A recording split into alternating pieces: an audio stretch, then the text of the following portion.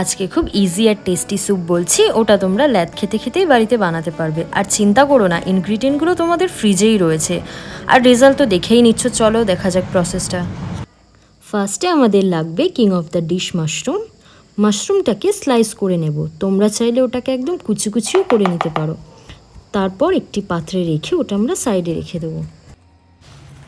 এরপর আমাদের লাগবে অল্প কটা রসুন, ওগুলোকে ভালো করে থেতো করে নিতে হবে। তারপরে ফাইন চপ করে নেব, তারপর একটি পাত্রে সাইডে রেখে দেব। এরপর আমরা নিয়ে নিয়েছি একটা পেঁয়াজ, সেটাকে আমরা ভালো করে ফাইন চপ করে নেব।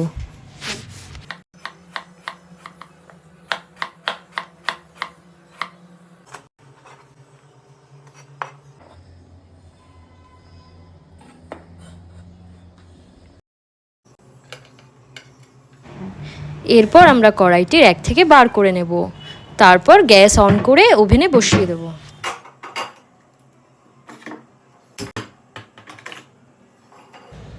কড়াইটিকে ভালো করে মুছে নেওয়ার পরে আমরা র্যাক থেকে বার করে নেব বাটার। সামান্য পরিমাণে বাটার কড়াইয়ে দিয়ে দিতে হবে। এরপর ভালো করে বাটারটি আমাদের মেল্ট করে নিতে হবে, যেমন আমি আমার হাজবেন্ডের প্রেমে মেল্ট হয়ে গেছি। এবার গ্যাসের ফ্লেমটাকে লো করে নিয়ে আমাদের কেটে রাখা গার্লিক আর অনিয়ন দিয়ে দিতে হবে। এরপর আমরা দিয়ে দেবো কেটে রাখা রসুন। রসুনগুলোকে ভালো করে সতে করে নিতে হবে, যতক্ষণ না রসুন আর বাটার থেকে একটা সুন্দর স্মেল বেরোয়।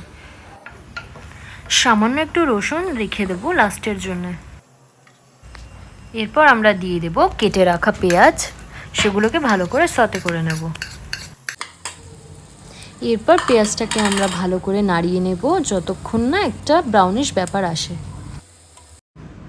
এরপর আমরা নিয়ে নেব আমাদের কেটে রাখা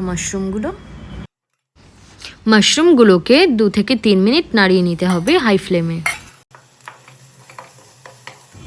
এরপর মাশরুমগুলো যখন হাফ কুক হয়ে যাবে তখন লো ফ্লেম করে সেটাকে ঢাকা দিয়ে রাখতে হবে।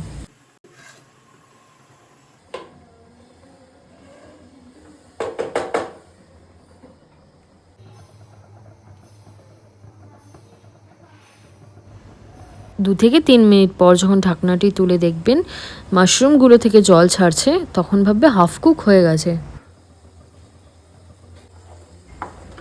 এরপর আমরা হাই ফ্লেমে জলগুলো শুকিয়ে নেব।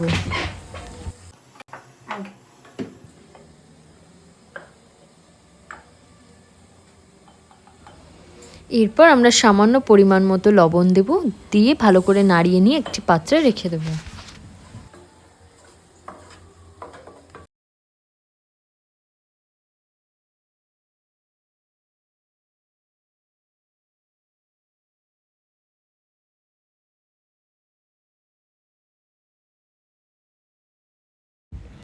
এরপর আমাদের মাশরুমগুলোকে মিক্সার গ্রাইন্ডারে ভালো করে ব্লেন্ড করে নিতে হবে।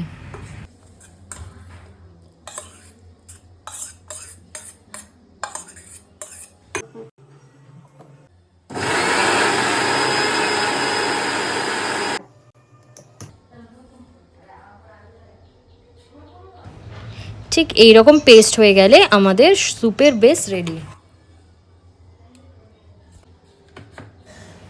এরপর একটি পাত্রে রেখে আমরা এটাকে ভালো করে ফাটিয়ে নেব।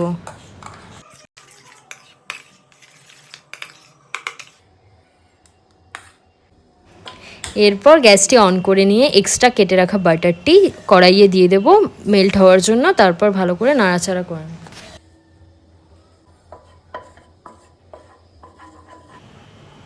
এরপর আমাদের কেটে রাখা রসুনগুলো দিয়ে দিতে হবে, ভালো করে নাড়াচাড়া করে নিতে হবে। এরপর আমরা মাশরুমের পেস্টটাকে ভালো করে দিয়ে নাড়িয়ে চাড়িয়ে নেব 3 থেকে 5 মিনিট অবধি।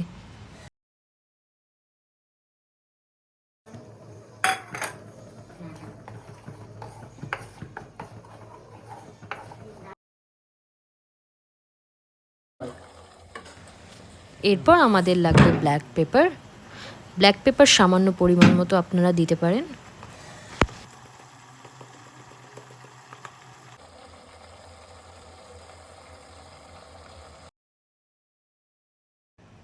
আমাদের রান্নাটা 90% রেডি। এরপর আমাদের দিয়ে দিতে হবে ফ্রেশ ক্রিম, যেটা টেস্ট আরও ডাবল করে দেবে।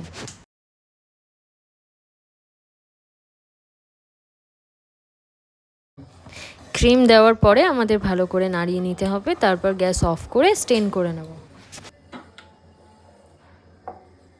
এটাকে ঢালবো, ঠিক আছে?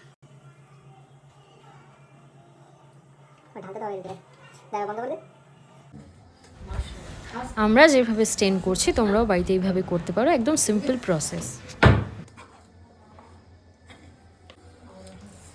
আমাদের ততক্ষণ পর্যন্ত স্টেন করতে হবে যতক্ষণ না পর্যন্ত লাম্পস ছাড়ছে।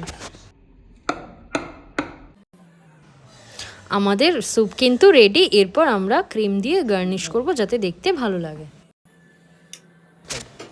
চলো এবার আমাদের টেস্টিং করানো যাক। তো গাইস, আজকে আমি টেস্ট করতে চলেছি মাশরুমের স্যুপ। তো আমার ভাই কষ্ট করে খুবই রান্না করেছে, তো দেখা যাক কেমন কি টেস্ট হয়েছে, কেমন কি খেতে। ফার্স্ট বাইট নিয়ে দেখবো।